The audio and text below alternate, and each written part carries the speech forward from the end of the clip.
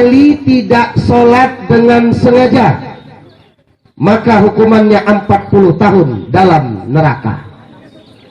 Kenapa? Karena kalian sudah balik. Nah, kalian ini jangan sekalipun meninggalkan sholat. Masalah sholatnya belajar pelan-pelan. Paham?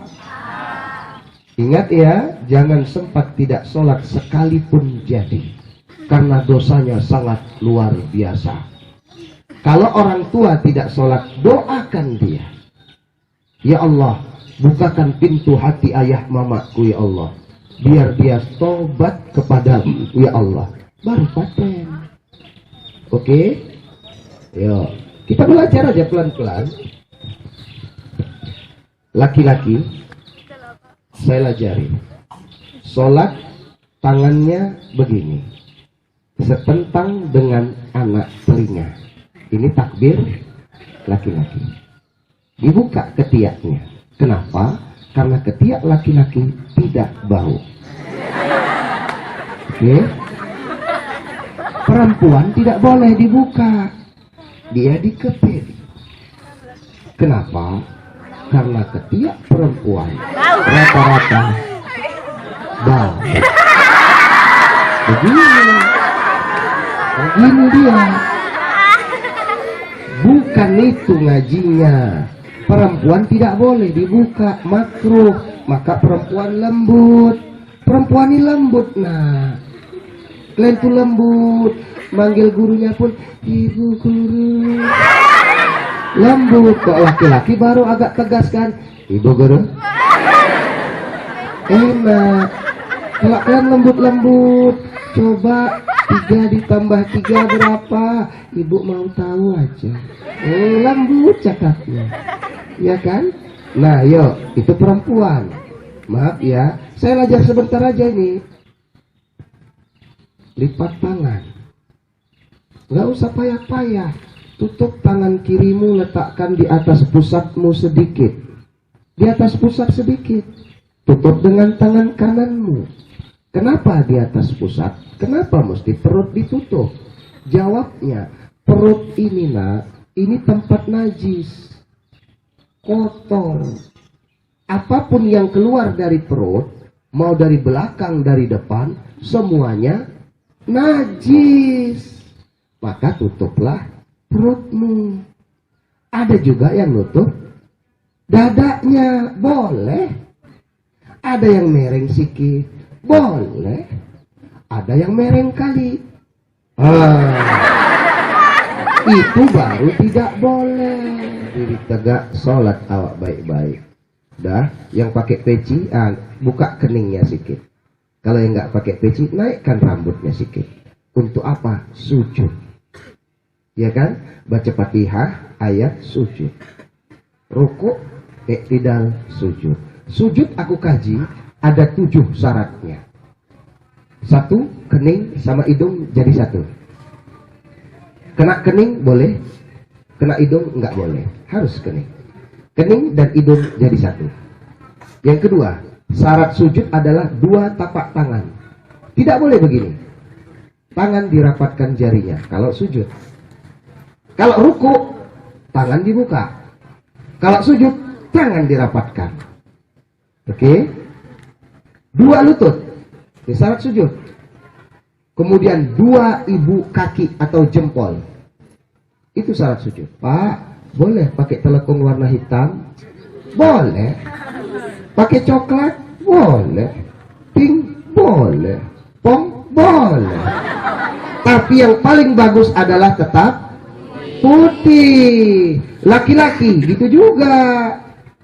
Tidak boleh. Mau pakai peci hitam boleh, kopiah putih boleh, tak pakai peci juga boleh. Yang penting sholat. Yuk berangkat saya ke Medan. Sampai di Medan di Masjid Agung sembahyang. Begitu sampai Masjid Agung ada laki-laki, rambutnya panjang segini, diikatnya gini. Kalah perempuan tuh rambutnya panjang, gantung orangnya, bawa tas. Udah sholat ini sama-sama saya Masjid Agung sholat. Orang dia udah siap sholat jamaah, kami datang belakangan. panjang rambutnya diikat, sholat dia. Ya Allah, siapa kawannya? Duduklah saya di tiang di pinggir sebentar kan, ngapa capek sedikit. Dibukanya tasnya gini, laptopnya di bahasa Arab. Coba, rambutnya panjang, orang yang ngeri aku nengoknya. Rupanya berbahasa Arab laptopnya. Oh, itu baru paten. Sholat dia. Jadi kunci hidup ini kalau nggak sholat percuma. Perempuan hati-hati. Jangan pernah kalian mau kenalan dengan laki-laki yang suka minum. Ingatkan sampai tua saya. Jangan pernah mau kalian. Apalagi kalian kenalan sama laki-laki yang nggak sholat, yang tidak puasa. Jangan. Nanti kalian disiksanya. Jangan pernah mau. Jual mahal aja, jangan jual murah.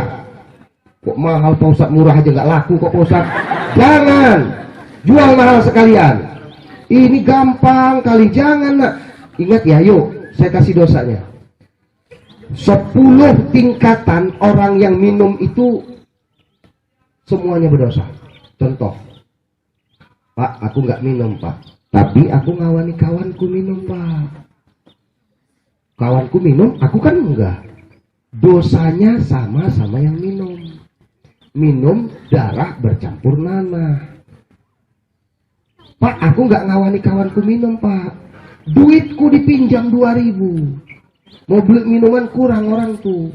Ku pinjamilah duitku 2.000 beli minuman. Sama dosanya sama yang minum. Hati-hati kalian. Oke? Pak, aku nggak minum Pak. Keretaku dipakai orang tuh beli minuman. Sama dosanya sama yang minum. Hati-hati. Pak, aku nggak ngapa-ngapai Pak. Kawanku Pak minum jatuh ke paret. Kaki di atas, kepala di bawah. Kalau lama-lama dia terminum cebong di dalam Pak. Jadi gimana? Ku bantulah dia. Sama dosanya sama yang minum.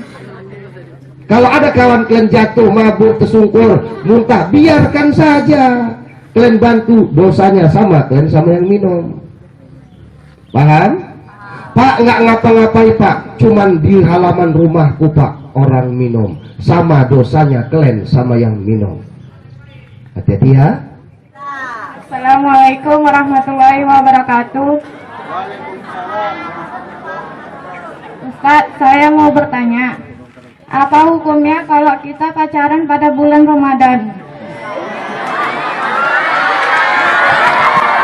Dari 5 teman kamu nih yang mewakili dari seluruhnya sudah cukup berani bertanya. Tepuk tangan dulu untuk kawan-kawan ini. Baik, pertanyaan pertama kepada Bapak Ustadz, apa hukumnya pacaran bulan Ramadan? Enggak di bulan Ramadan aja nggak boleh, apalagi Ramadan. Silakan Ustadz. Sudah dijawab sama gurunya. Enggak di bulan puasa aja nggak boleh, apalagi di bulan puasa. Satu, yang kedua, dalam agama Islam dijelaskan bahwa ya nak ya, ada masa-masa yang memang nggak boleh, gitu. Kalau belum nikah mana boleh? Nggak ada bolehnya. وهو الذي مرج البحرين هذا عجب فرات وهذا ملح أجاج وجعل بينهما برزخا وحجرا محجورا قال الذين أشركوا لو شاء الله ما عبدنا من دونه من شيء نحن ولا آباؤنا ولا حرمنا من دونه من شيء كذلك فعل الذين من قبلهم وهل على الرسل إلا البلاغ المبين بالله من الشيطان الرجيم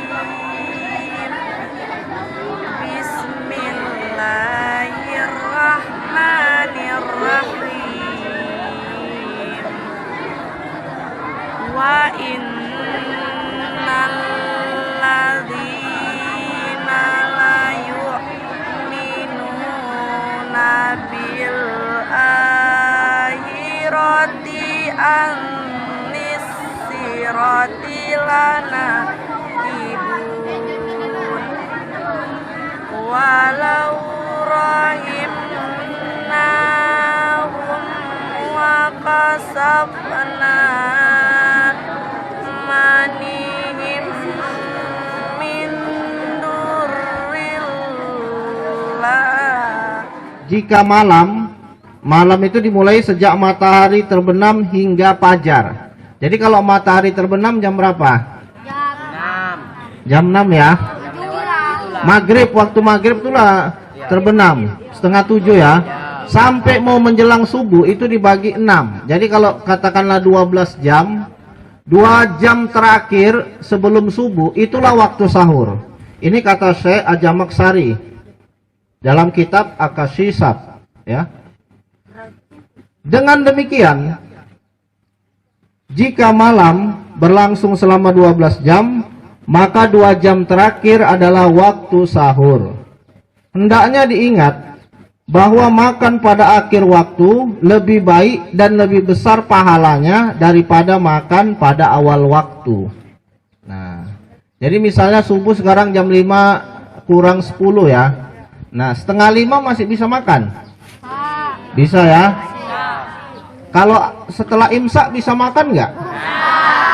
Hah? Coba tunjuk tangan siapa yang masih bisa makan setelah imsak. Jawabannya habis ini bisa nggak? Hah? Masih bisa. Yang nggak bisa itu kalau sudah dimulai azan. Imsak itu artinya menahan, bersiap-siap untuk kita mulai berpuasa. Tapi kalau sudah azan, misalnya sudah kentong di masjid menandakan waktu sholat, itu nggak boleh lagi minum. Habis gosok gigi kan biasanya sahur habis gosok gigi ya. Setelah gosok gigi, dah minumlah dulu. Rupanya pas mau gini, bibir gelas itu sudah kena bibir kita, azan di sana. Dilanjutkan atau dihentikan? Lanjut, batal puasanya. Nggak boleh lagi dihentikan. Boleh minum. Ini kalaupun ada aqua di sini boleh diminum.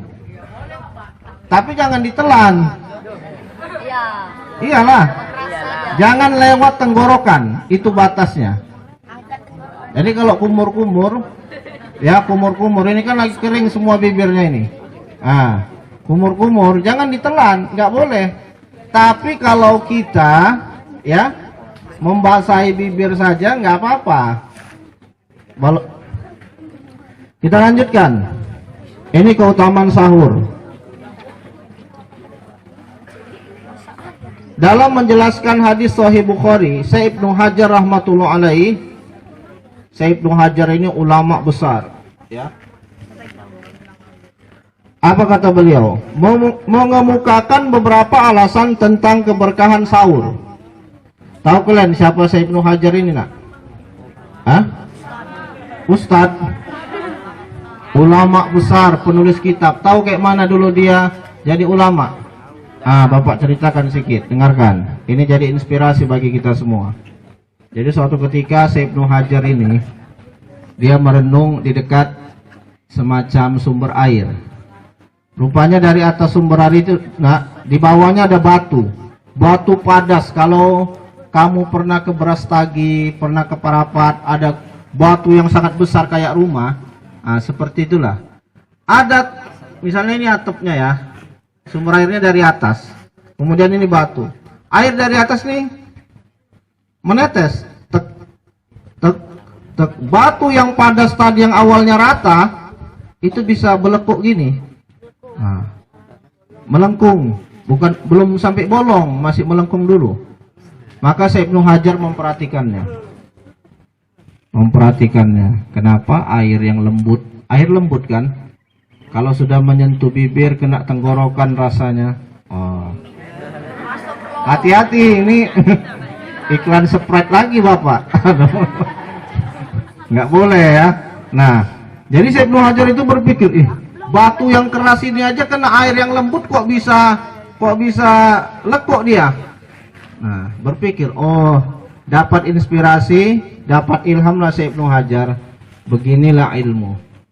Sekalipun diberikan kepada orang, maaf, yang agak tumpul akalnya, tetapi kalau terus kontinu istiqomah, maka dia akan dapat membuat lekukan di dalam relung otak kita.